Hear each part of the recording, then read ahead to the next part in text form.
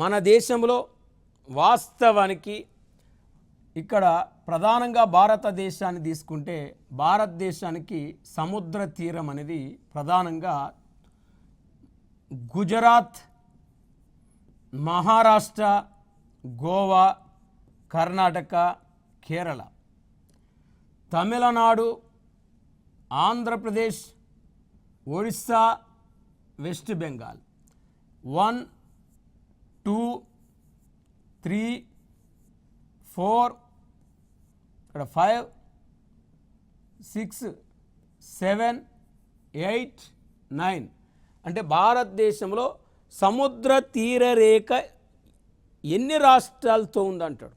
అంటే సముద్ర తీర రేఖ కలిగిన రాష్ట్రాలు ఎన్ని అంటే 9. అంటే ఇక్కడ 9 రాష్ట్రాలకు సముద్ర తీర రేఖ ఉంది అని చెప్తున్నాం.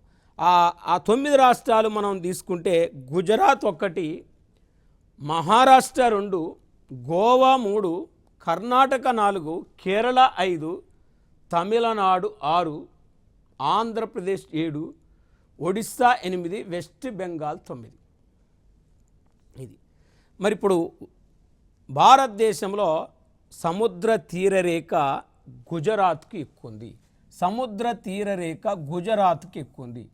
మరి తర్వాత సముద్ర తీరరేఖ ఎక్కువ ఉన్న రాష్ట్రం ఆంధ్రప్రదేశ్. అతి తక్కువ సముద్ర తీరరేఖ కలిగిన రాష్ట్రం ఏంటంటే గోవాకు అతి తక్కువ సముద్ర తీరరేఖ ఉంది.